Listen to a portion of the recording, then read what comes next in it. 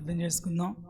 పరిశుద్ధమైన తండ్రి, ప్రేమ కలిగిన ప్రభువా, మమ్మల్ని ప్రేమించి మీరు ఇచ్చిన సమయాన్ని బట్టి మీ స్తోత్రాలు నాయన. మమ్మల్ని సజీవులకులో ఉంచి తండ్రి, మిమ్మల్ని ఆరాధించే భాగ్యాన్ని ధన్యతను మాకు ఇచ్చారు నాయన. మీకు స్తోత్రాలు, మీకు వందనాలు ప్రభువా. మీరేమై ఉన్నారో గ్రహించి ప్రభు నాయన తండ్రి, మా హృదయాలు మీరు చేసిన మేళ్ళని బట్టి కృతజ్ఞత కలిగి ప్రభువా మిమ్మల్ని ఆరాధించే భాగ్యం మా దయచేయండి ప్రభువా.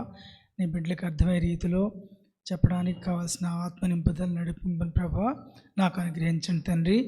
ఎవరిలోనూ ప్రభు అటు ఇటు తిరిగాడు మనసు లేకుండా సహాయం చేయండి తండ్రి.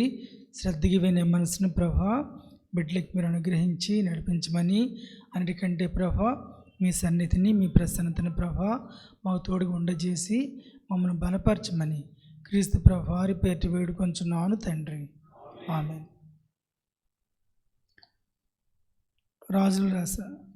రాజుల మొదటి గ్రంథము 10వ అధ్యాయము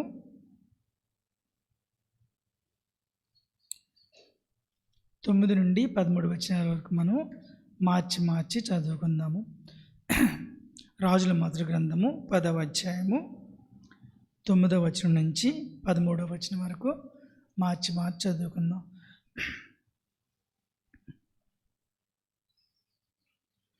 సరే, 8 నుంచి నీ జనులు భాగ్యవంతులు, నీ ముందర ఎల్లప్పుడూ నిలిచి నీ జ్ఞానవచనములు వినుచుండు నీ సేవకులను భాగ్యవంతులు.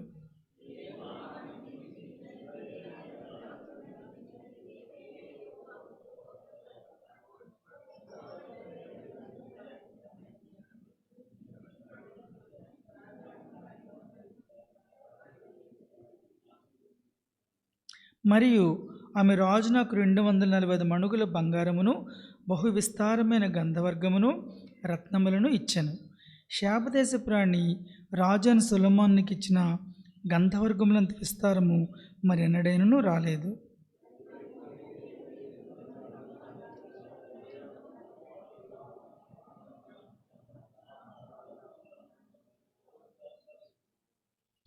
ఈ చందనపురాణుల చేత రాజు యెహోవా మందిరమునకును రాజనగరునకును స్తంభములను గాయకులకు సితారాలను స్వరమండలమును చేయించాను.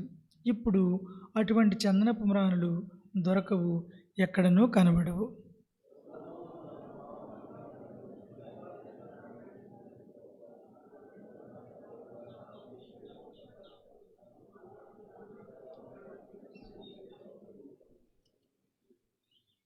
అంతకుముందు ఆయన గురించి చెప్పిన సాక్ష్యం గురించి 7వ వచనం మనం చూసాము. ఇప్పుడు మనం వచనాన్ని చూసినట్లయితే మంది కదా, నీ జనులు భాగ్యవంతులు, నీ ముందర ఎల్లప్పుడూ నిలిచి నీ జ్ఞానవచనం వినుచుండు నీ సేవకులు భాగ్యవంతులు. అవును, మరి ఇక్కడ అంటే సొలొమోను మాటలు వినేవాళ్ళు భాగ్యవంతులని శాపదేశపు రాణి చెప్పింది. కానీ దేవుని వాక్యం ఏం చెప్తుందంటే, యాకోబు పత్రిక 2వ అధ్యాయం 5వ వచనంలో, నా ప్రియ సహోదరులారా, ఈ లోక విషయములో దరిద్రులైన వారిని విశ్వాసమందు భాగ్యవంతులుగాను తన్ను ప్రేమించి వారికి తాను వాగ్దానం చేసిన రాజ్యమునకు వారసులుగా ఉండుటకు దేవుడు ఏర్పరచుకొనలేదా? ఈ లోకంలో మనము పేదవారంగా ఉంటాము, లో క్లాస్ పీపుల్గా కనబడతాము, మిడిల్ క్లాస్ పీపుల్గా కనబడతాం. కానీ మనము దేవుని యందు విశ్వాసం ఉంచుట చేత మనం ఏమేమంటే భాగ్యవంతులము. ఎప్పుడు ఆ విషయాన్ని మనము మర్చిపోకూడదు అన్నమాట. మనం భాగ్యవంతులు ఎందుకంటే ఆయన యందు మనము విశ్వాసం ఉంచాం కాబట్టి. లోకంలో అనేక మంది ధనవంతులు ఉన్నారు, గొప్పవారు ఉన్నారు, స్వనీతి అంటే ఈ నీతి కార్యాలు చేసిన వారు ఉన్నారు. కానీ వారు ప్రభునందు విశ్వాసించేది కాదు కాబట్టి వారు భాగ్యవంతులు కాదు. మనం పేదవారం అయినప్పటికీ, మనము లో క్లాస్ పీపుల్ అయినప్పటికీ, మిడిల్ క్లాస్ పీపుల్ అయినప్పటికీ మనం ఎందుకు భాగ్యవంతులు అంటే మరి ఆయన మనం విశ్వాసం ఇచ్చాము. పరిశుద్ధాత్మ దేవుడు మన హృదయంలో కార్యం చేశాడు కాబట్టి, మన హృదయంలో ఆయన కార్యం జరిగింది కాబట్టి మనం ఆయన విశ్వాసించాం. దాన్ని బట్టి మనం దేవుడు మనం భాగ్యవంతులుగా చేశాడు కాబట్టి మనము దేవుణ్ణి ఆరాధించాలి. అందుకే ద్వితీయోపదేశకాండలో చెప్తాడు కదా, ఇజ్రాయేలు నీ భాగ్యం ఎంతో గొప్పది, యెహోవా రక్షించిన నిన్ను పోలినవాడు ఎవడు? అవును, మన భాగ్యం గొప్పది. ఎందుకంటే దేవుడు మనల్ని ప్రేమించి మనల్ని ఎన్నుకుని ఆయన రక్షణ ప్రణాళికలో మనల్ని ఉంచాడు. ఆయన మనల్ని రక్షించుకున్నాడు కాబట్టి మన భాగ్యం చాలా గొప్పది.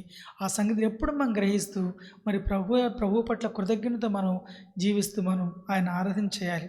అందుకే ప్రకటన 2వ అధ్యాయము 9వ వచనం ఒకసారి చదవండి. ప్రకటన గ్రంథము 2వ అధ్యాయం 9వ వచనం.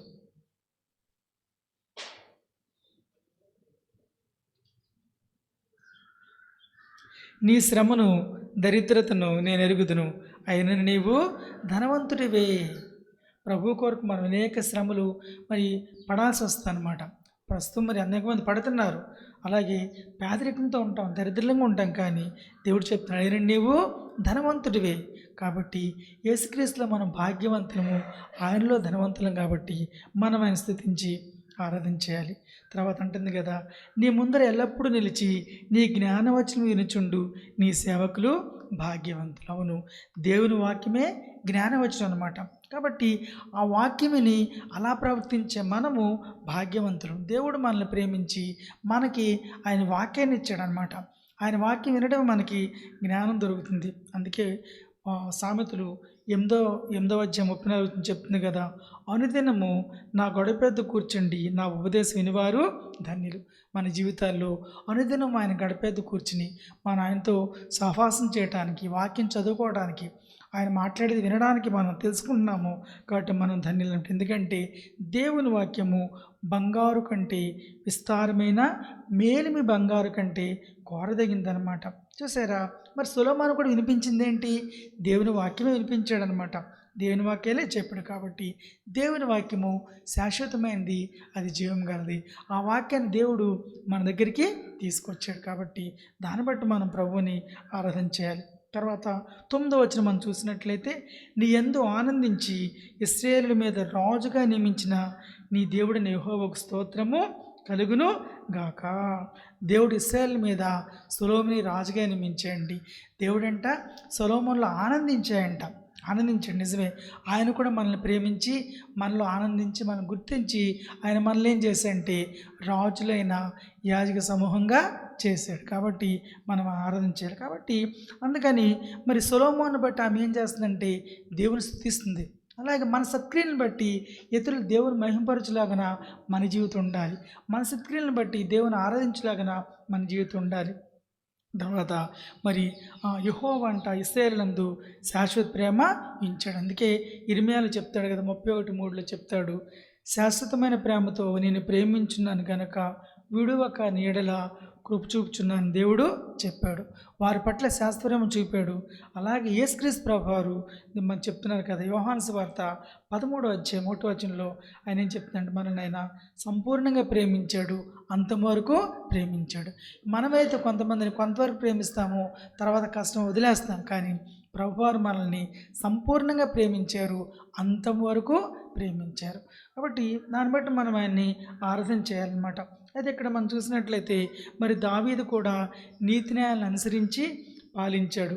మన ప్రభువు కూడా ఆయన పరిపాలన కూడా నీతి న్యాయంతో కూడిందిగా ఉంటుందన్నమాట. అందుకే మరి చూసినట్లయితే చూడండి, కీర్తనలు 72వ కీర్తన 2వ వచనం చదవండి. 72వ కీర్తన 2వ వచనం.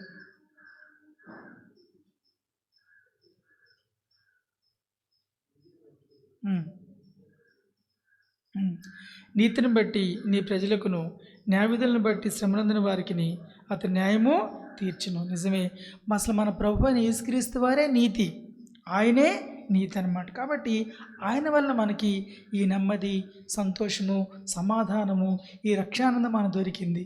ఆయన మన నీతి అయ్యాడు కాబట్టి ఈ గొప్ప భాగ్యం మనకి దొరికిందనమాట.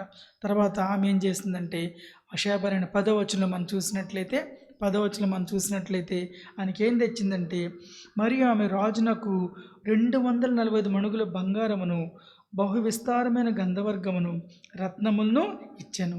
శావదేశప్రాణి రాజు సొలొమోనుకి ఇచ్చిన గంధవర్గములంత విస్తారము మరి ఎన్నడైనను రాలేదు. చూస్తే ఎన్నడైనను రాలేదు. ఆమె రాజుగారిని ప్రేమించి మరి ఎంతో 245 మణుగుల బంగారాన్ని తీసుకొచ్చిందంట.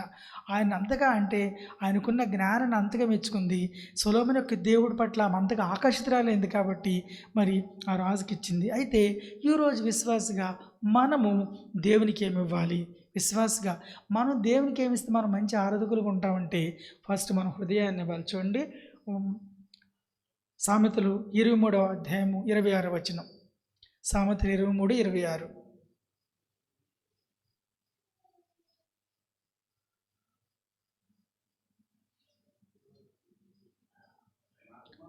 ఉమ్, ఉమ్. నా కుమారుడా, నీ హృదయము నాకిమ్ము, నా మార్గములు నీ కనులకు ఇంపుగా ఉండనిమ్ము. నిజమే, మన జీవితాల్లో ఆయన మార్గాలే మన కనులకు ఇంపుగా ఉంటే మనం మంచి ఆర్థికులంగా ఉంటాం. ఎందుకంటే యోసేపుకి మరి యోసేపు తన కనులకి దేవుని మార్గాలు ఇంపుగా ఉన్నాయి కాబట్టి పాపాన్ని ద్వేషించి దేవుని మార్గాలు జీవించాడు. రూతు కూడా తన కనులకు దేవుని మార్గాలు ఇంపైన ఉన్నాయి కాబట్టి తన స్వజనాంగాన్ని విడిచిపెట్టేసి తన అత్తతో పాటు రూతు వచ్చింది. నిజమే, పౌలు కనులకి దేవుని మార్గాలు ఇంపుగా ఉన్నాయి కాబట్టి శ్రమలు బంధకాలు కాచుకున్నా సరే ముందుకి వెళ్ళిపోయాడు. నిజమే, మన జీవితాల్లో మన కనులకు ఆయన మార్గాలు ఇంపుగా ఉన్నట్లయితే మనం మంచి ఆర్థికులుగా ఉంటాము. రుమియా దేశంలో మైకిల్ అనే ఒక పాస్టర్ గారు సువార్తను ప్రకటిస్తుంటే ఆయన భార్యను తీసుకొచ్చి అరెస్ట్ చేశారు. అరెస్ట్ చేసినప్పుడు మరి ఆయన్ని చిత్రహింసలు పెట్టారు. కొట్టి కొట్టి కొట్టి చివరికి అంటారు, నీ బైబిల్ మీద ఉమ్మేసి యేసుప్రభు దేవుడు కాదని చెప్పు, నేను విడిచిపెట్టేస్తూ ఉంటారు. నేను ఆ పని చేయనండి, యేసుప్రభు దేవుడు, ఆయన జీవం గల దేవుడు, ఆయన రక్షకుడని చెప్తాడు. తన భార్య ముందే అతన్ని కాల్ చేస్తారనమాట. మైకిల్ పాస్టర్ని కాల్ చేసిన తర్వాత తన భార్యను కొట్టి జుట్టంతా కట్ చేసి పిచ్చిదానిలా చేస్తారు. ఆ భోజనం బట్రమోలు ఉంటుంది అనమాట. ఒక వారం రోజులకి ఇతను కుమారుని పిలుస్తాడు. నా పోలీస్ సూపరింటెండెంట్ మైకిల్ తన వైఫ్కి ఒక కుమారుడు అనమాట. కుమారుని పిలిచి ఆయన అడుగుతాడు, దేవుని 10 ఆజ్ఞలు చెప్పమంటాడు. 10 ఆజ్ఞలు ఆ పిల్లోడు చెప్తే మరి మీ బైబిల్లో నీ తల్లిని తండ్రిని సన్మానించమనుంది కదా, మరి మీ అమ్మ నువ్వు సన్మానిస్తే మీ అమ్మ మళ్ళీ తిరిగి మీ ఇంటికి వచ్చేయాలంటే నువ్వు బైబిల్ మీద ఉమ్మేసి ప్రభు దేవుడు కాదని చెప్పమంటారు. అప్పుడు వాళ్ళ అమ్మ అతను గుర్తుపట్టాడు. పోలీస్ స్టేషన్ మూలన ఉంటుంది, చింపు చుట్టుతో సన్నగా అయిపోయి వికారంగా ఉంటుంది అనమాట. వద్దని సైక్ చేస్తాను అనమాట. వద్దని సైక్ చేసినప్పుడు మరి ఇంక వెంటనే ఆ పిల్లోడిని కాల్చి చంపేస్తారనమాట. చంపేసినప్పుడు అప్పటికి ఆ పోలీస్ సూపరింటెండెంట్కి డౌట్ వస్తుందన్నమాట. ఎందుకు ఈ బైబిల్ కోసం ఇంతమంది చనిపోద్ది, దీనిలో ఏముందని చెప్పి ఆయన తీసి ఆ బైబిల్ చదివి 2 గంటలు చదివి మోకరించి ప్రార్థన చేసి కన్నీటితో మారు మనసు పొందాడు. నిజమే, మరి వారి కనులకు దేవుని మార్గాలు ఇంపుగా ఉన్నాయి అన్నమాట. శ్రమల కంటే కూడా మరి ఎదురుగా తన భార్య ఏమవుద్దో, బిడ్డ ఏమైపోతాడో అని ఆలోచించలేదు మైకిల్ గారు. ఆయన చనిపోవటానికి ఇష్టపడ్డాడు. ఎందుకంటే ఆయన కనులకి దేవుని మార్గాలు ఇంపుగా కనబడి, మన జీవితాల్లో దేవుని మార్గాలు మనకి ఇంపుగా ఉంటే మనము మంచి ఆరోగ్యంగా ఉంటాం అన్నమాట. తర్వాత మనం దేవునికి ఇవ్వాలంటే కృతజ్ఞత ఇవ్వాలి. దేవుని మనం ఏమండి కృతజ్ఞత అర్పించాలి. కీర్తనలు 30వ కీర్తన 4వ వచనం. 30వ కీర్తన 4వ వచనం.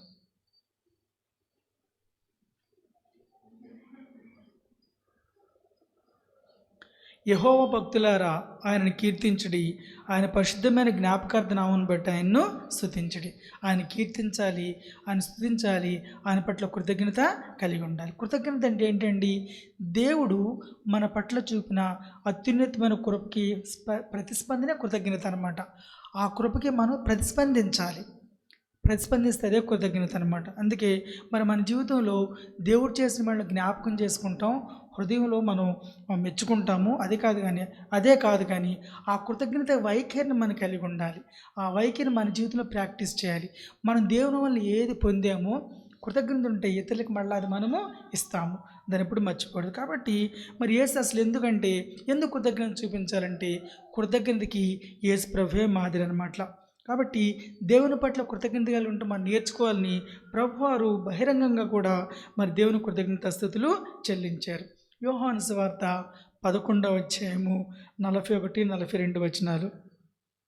యోహాను సువార్త 11వ అధ్యాయము 41, 42 వచనాలు.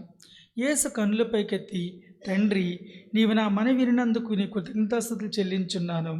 నీవు ఎల్లప్పుడూ నా మనవి వినుచున్నావని నేను ఎరుగుదును.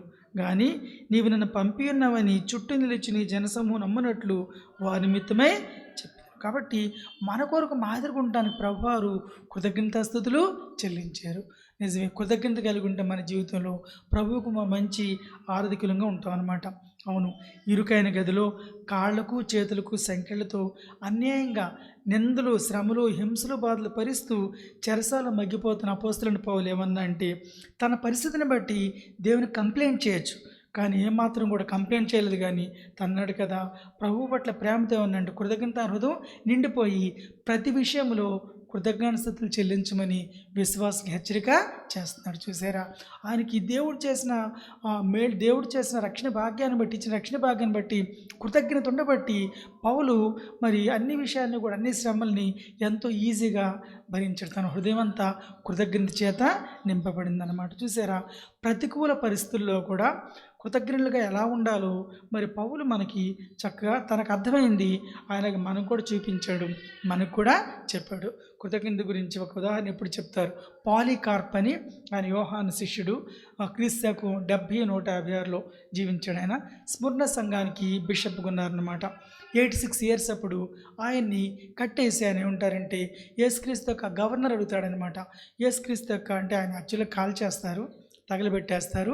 మరి యేసుక్రీస్తుని గురించి మరి నువ్వు ఆ విశ్వాసం విడిచిపెట్టని చెప్పి గవర్నరు 86 ఇయర్స్ 86 ఏళ్ల పాలికార్ప్ని అడుగుతారు. అడిగిన అతను అంటాడు కదా, 86 ఏళ్ళు నేను ఆయన సేవించాను, ఆయన నాకు ఏ హాని కూడా చేయలేదు, నన్ను రక్షించిన నా రక్షణ గురించి దూషణ మాటలు నేను ఎట్లా పలుకుతాను, నేను పలకలేనని చెప్పి ఆయన ఏమంటాడంటే, సర్వశక్తిమంతుడైన ప్రభువా, నీ సాక్షిలో ఒకడిగా నేను ఉండడానికి నన్ను ఎంచుకున్నందుకు నీకు కృతజ్ఞతలు అని చెప్పి ఆయన అలాగా చనిపోతాడు అనమాట. చూసారా, నిజంగా చనిపోయే సమయంలో కూడా దేవుని పట్ల కృతజ్ఞత గలైన చనిపోయాడు. అందుకే దేవుని వాక్యం చెప్తుంది కదా, మరణం వరకు నమ్మకంగా ఉండుము, నేను నీకు జీవ కిరీటము ఇచ్చేదని. చూసారా, చనిపోయే టైంలో కూడా పాలికార్పు దేవుని పట్ల కృతజ్ఞత కలిగి ఉన్నాడు. మన జీవితాల్లో ఒక కష్టం శ్రమ రాగానే అన్నీ పోతాయి, అంతకుముందు కృతజ్ఞత అన్నీ పోతాయి, ఆ బాధలను మన నిరాశలోకి వెళ్ళిపోతాం. కానీ అలాంటి టైంలో కూడా ఆయన ప్రభు పట్ల కృతజ్ఞత కలిగి ఉన్నాడనమాట. ఆర్సిస్ ప్రభులైన ఆయన అంటాడు, మనం కేవలము కృతజ్ఞత భావాన్ని అనుభవించాలని దేవుడు కోరుకోడు, కానీ మరి దేవుడు కృతజ్ఞతలు చెబుతూ దాన్ని మన జీవితంలో చూపించాలి, ప్రాక్టికల్గా చూపించాలన్నమాట. ఆ గ్రాటిట్యూడ్ని మనం ప్రాక్టికల్గా చూపించాలి, మనసులో చెప్పుకొని ఆనందించడం కాదు కానీ ప్రాక్టికల్గా చూపించాలని చెప్పి ఆర్సిస్ ప్రభులు అంటాడనమాట. అందుకే హెబ్రీయులకు రాసిన పత్రిక 13:15 కాబట్టి ఆయన ద్వారా మనము దేవునికి ఎల్లప్పుడూ స్తుతియాగం చేయదము, ఆయన నామమును ఒప్పుకొని జిహ్వా ఫలము అర్పించదము.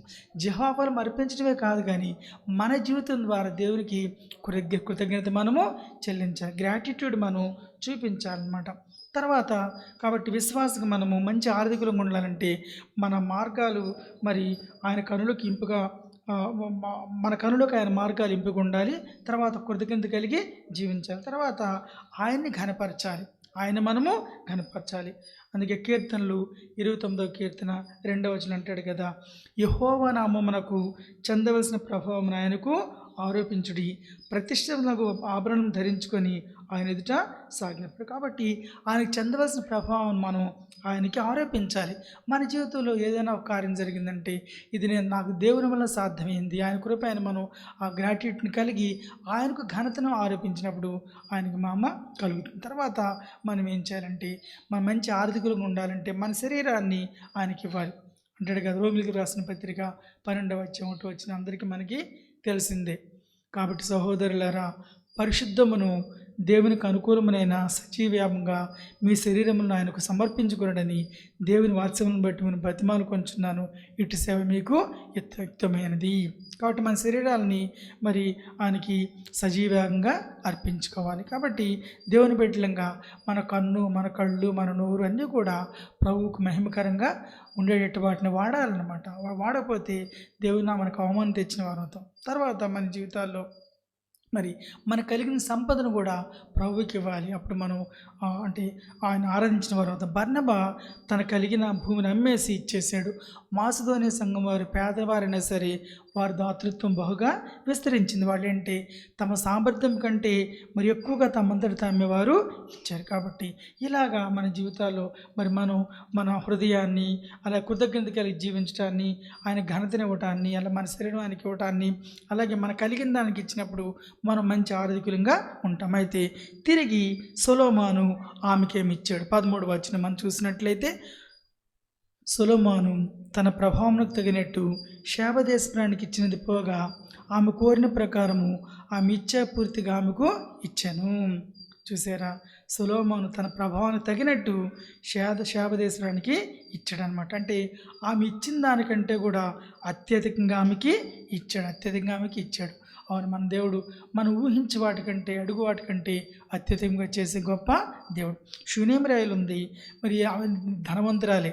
ఆమె పెద్ద అంటే ఎలీషాకు ఒక గది కట్టించడం, దానిలో ఒక మంచము, ఒక బల్ల, దీపస్తంభము, పీట ఉంచడం ఆమె పెద్ద విషయమేం కాదు. కానీ యాటిట్యూడ్ ఈజ్ ఇంపార్టెంట్.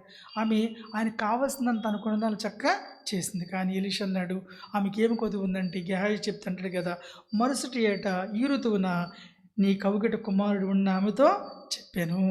చూసారా, ఆమె చేయగలిగిన చిన్న సహాయమే చేసిందనమాట. ఆయన గది కట్టించింది, తర్వాత ఒక అంటే మంచము, బల్ల, దీపస్తంభం, పీట ఉంచింది. కానీ ధనవంతురాలు చేసింది, కానీ అంతకంటే ఎంతో గొప్పది ఇచ్చాడు. పిమ్మట ఆ స్త్రీ గర్భవతి మరుసటి ఏట ఎలీషా తనతో చెప్పిన కాలమున కుమారుని కనెను. చూసారా, మన దేవుడు మనం అడుగు వాటికంటే, ఊహించే వాటికంటే అత్యధికంగా ఇచ్చే గొప్ప దేవుడు అనమాట. కాబట్టి మనం దేవునికి ఇచ్చినప్పుడు దేవుడు తప్పకుండా మరి మనకి తిరిగి ఇస్తాడనమాట. కాబట్టి ఆమె చేసిన దానికంటే శూనేమిరాలికి దేవుడు ఎన్నో రెట్లు ఎక్కువగా ఇచ్చాడు. హన్నా దేవుడిని అడిగింది, ఒక్క కుమారుడు ప్రభా అని అడిగింది. నిజమే, ఆమె కుమారుణ్ణి దేవుని కొరకు ప్రతిష్ఠించింది. తర్వాత ఆమెకు మళ్ళీ 3 కుమారులను, 2 కుమార్తెలను ఇచ్చాడు. చూసారా, దేవుని కొరకు మనం ఇస్తే దేవుడు అత్యధికంగా ఇవ్వగలిగిన గొప్ప దేవుడు అనమాట. కాబట్టి మనం అనుకుంటాం ఈ లోకంలో పొందాలనుకుంటాం, కాదు, ఈ లోకంలో కాదు, మన ఫలము పరలోకంలో ఉంటుంది. మనం ఏదో లాభనష్ట వ్యాపారాలు చేయకూడదు. దేవుని బిడ్డలంగా లాభనష్ట వ్యాపారాలు మనము చేయకూడదు అనమాట. ఒకరికి మనం సహాయం చేస్తే ఇది నాకు దేవుడిచ్చిన భాగ్యం, నేను చేసి అనుకుంటాం అంతేగాని వాళ్ళ నుంచి మనం తిరిగి ఎక్స్పెక్ట్ చేస్తే మనం చేసిన సంతోషం కంటే మనకి ఎక్కువ నిరాశ అనేది వస్తుంది. కాబట్టి దేవుడు నాకు ఈ భాగ్యం ఇచ్చాడు కాబట్టి నేను చేశాను, అంతే అనమాట. దేవుడు మనకు పరలోకం ఇస్తాడు, ఈ లోకంలో ఇవ్వకపోవచ్చు అనమాట. ఈ లోకంలో ఇవ్వకపోవచ్చు, కానీ పరలోకంలో దేవుడు మనకి ఇస్తాడు అనే దాన్ని మనం గుర్తించాలన్నమాట. కాబట్టి ఆమె కోరినవన్నీ సొలొమోను ఆమెకి ఇచ్చాడు. కీర్తనలు 37వ కీర్తన 4వ వచనం చూసినట్లయితే, యెహోవాను బట్టి సంతోషించుము, ఆయన హృదయవాంఛలను తీర్చును. నిజమే, మన జీవితంలో దేవుని బట్టి సంతోషించినప్పుడు మనం ఏం కావాలో మనం రైట్గా మనం ఎన్నుకుంటాం, రైట్గా మనం చూస్ చేసుకుంటాం అనమాట. అంతేగాని దేవుని బట్టి సంతోషించకపోతే మనం ఏదో చెత్తలన్నీ కోరుకుంటాము, అవి మనకి ఆ కోరికలు తీరలేదు, మనం నిరాశపడతాం. కానీ మన జీవితంలో యెహోవాను బట్టి సంతోషించినప్పుడు తప్పకుండా ఆయన ఏం చేస్తాడంటే అప్పుడు మనం ఆటోమేటిక్గా మనకేం కావాలో మనం ఎన్నుకుంటాం అనమాట. ఏవి రమ్యమైనవో, ఏవి ఖ్యాతిగలో మనం ఎన్నుకుంటామో అవి మనకి వస్తాయి అన్నమాట. తర్వాత మరి ఆమె అడిగినవన్నీ కూడా సొలొమోను ఇచ్చాడు. అందుకే యోహాను సువార్త 14వ అధ్యాయము 13, 14 వచనాలు చదవండి. యోహాను సువార్త 14వ అధ్యాయము 13, 14 వచనాలు.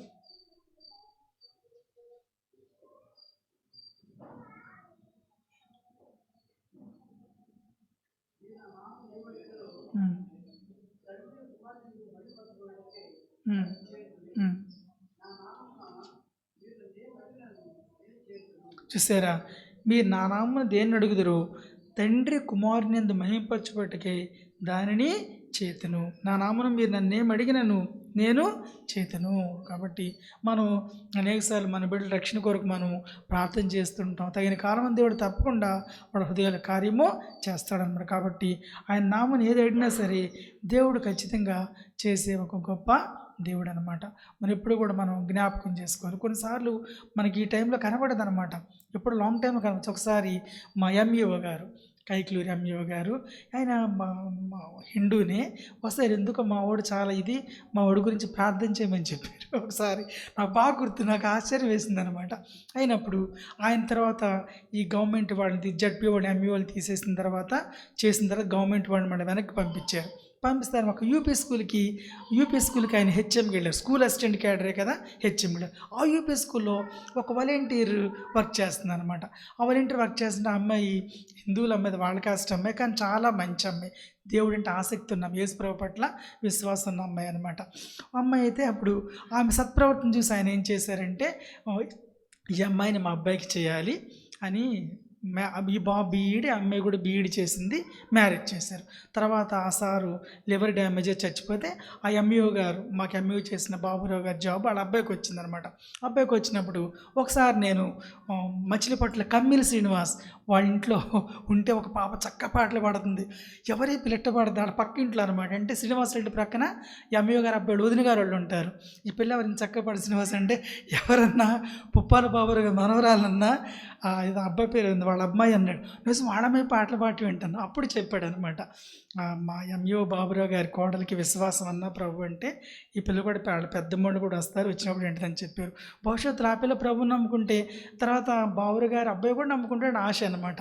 కాబట్టి మనం ప్రార్థన చేసినప్పుడు అంటే ఇమీడియట్ రిజల్ట్ మనకు కనపడదు, కానీ భవిష్యత్తులో వాళ్ళని బట్టి దేవుడు అలా ఆటోమేటిక్గా నమ్ముకుంటాడు. కాబట్టి దేవుడు తప్పకుండా కాబట్టి మనం ఎక్కువ రక్షణ గురించి అడిగినప్పుడు తప్పకుండా దేవుడు వాడు హృదయాలు ఎవరి ద్వారా సరే కార్యం చేస్తాడు. ఇంకొక ఉదాహరణ కూడా చెప్పడానికి ఇష్టపడుతున్నా. ఒక తెలిసిన మా అమ్మగారు ఒక ఊరిలో చిగురుకోటలు ఉండేవారు. ఆమె యేసుప్రభు అంటే ఇష్టమైతే వాళ్ళు చెప్పారు, అమ్మ మనం అట్లా ఆ ఏరియాకి వెళ్ళకూడదు, మనం ఫలానా కదా, మనం ఊసీను అట్లా వెళ్ళకూడదు. ఒకసారి ప్రార్థనకి వెళ్ళిందంట. మా అమ్మగారు చెప్తే భయపడి మానేసిందంట. మానేసిన తర్వాత ఆమె మనవరాలు ప్రభువుని నమ్ముకుంది. ఆ మనవరు ప్రభు నమ్ముకుని ఆయన చేసుకుందనమాట. చేసినాడు ఈ మామగారు ఇక ఆడ మనవరాలు ఇంట్లో తోడుంటాకు వచ్చారనమాట. ఇప్పుడు ఫుల్ ఫ్రీడమ్ వచ్చేసింది. ఇంకా ఆడ మనవరాలు భర్త ప్రభు నమ్ముకునే వాళ్ళు కదా, ఈమె సహాయం చేయడానికి వచ్చి ఈమె కూడా ఫుల్గా దేవునిలోకి వచ్చేసింది అనమాట. కాబట్టి మనం ఆమె గురించి ఎంతమంది ప్రార్థన చేసుకుంటారు, కానీ చివరిలో ఆమె దాదాపు 10 ఏళ్ల వరకు చక్క ప్రభువులో ఉండి ప్రభువులు ఆనందించి చనిపోయారు అనమాట. కాబట్టి మనం ప్రార్థన చేసినప్పుడు రక్షణ గురించి దేవుడు తప్పకుండా కార్యం చేసే దేవుడు. ఇమీడియట్గా మనకి ఫలితం రాదు, కానీ ఇన్ ఫ్యూచర్ తప్పకుండా వస్తుందని సగం ఎప్పుడు కూడా మర్చిపోకూడదు. తర్వాత చూసినట్లయితే మరి తన బొక్సము నుండి సొలొమోను శాపదేశాన్ని సమృద్ధిగా ఇచ్చాడు. ఫిలిప్పీలు రాసిన పత్రిక 4:19 చెప్తున్నాడు కదా, కాగా దేవుడు తన ఐశ్వర్యం చొప్పున క్రీస్తు యేసునందు మహిమలో మీ ప్రతి అవసరమును తీర్చును. కాబట్టి దేవుడు మన ప్రతి అవసరాన్ని తీర్చే దేవుడు, మన ప్రతి కోరికని దేవుడు తీర్చడం. గుర్తుంచుకోండి, మన ప్రతి కోరికని దేవుడు తీర్చడు, కానీ మన ప్రతి అవసరాన్ని దేవుడు తీరుస్తాడు. కాబట్టి అలాంటి గొప్ప దేవుడు మనకి దొరికాడు అనమాట. మొత్తానికి ఆమె తన దేశానికి సంతృప్తిగా వెళ్ళిపోయిందనమాట. కాబట్టి మన జీవితంలో దేవుడు మన అడుగు వాటికంటే ఊహించే వాటికంటే మరి సమృద్ధిగా ఇచ్చే దేవుడు. అందుకే సొలొమోను కంటే గొప్పవాడు ఉన్నాడు ఆయన యేసుక్రీస్తు ప్రభువారు. కాబట్టి మరి ఈ మెసేజ్ మీకు అది మామూలు మెసేజ్ ఉండొచ్చు, కానీ వర్షిప్ పాయింట్స్ చెప్తాను, గుర్తుపెట్టుకోండి. దేవుడు మనల్ని విశ్వాసమందు భాగ్యవంతులుగా చేశాడు, కాబట్టి మనం ఆయన్ని ఆరాధన చేయాలి. తర్వాత దేవుడు మనల్ని ఆనందించి మనలను రాజులని యాజక సమూహంగా చేశాడు, కాబట్టి మనం ఆయన ఆరాధన చేయాలి. తర్వాత యేసు ప్రభువారు మనల్ని సంపూర్ణంగా అంతవరకు ప్రేమించారు, కాబట్టి ఆరాధన చేయాలి. తర్వాత ఆయన మన హృదయ వాంఛల్ని తీర్చే దేవుడు. తర్వాత తన ఐశ్వర్యం చొప్పున యేసుక్రీస్తు మహిమలో మన ప్రతి అవసరతను తీర్చే గొప్ప దేవుడు. కాబట్టి వీటిని బట్టి మనం దేవుని ఆరాధన చేద్దాం. మీ సిద్ధపడి వచ్చిన వాటిని బట్టి కానీ విన్న వాక్యాన్ని బట్టి కానీ మీరు ఆరాధన చేయండి. ఆరాధన చేద్దాం.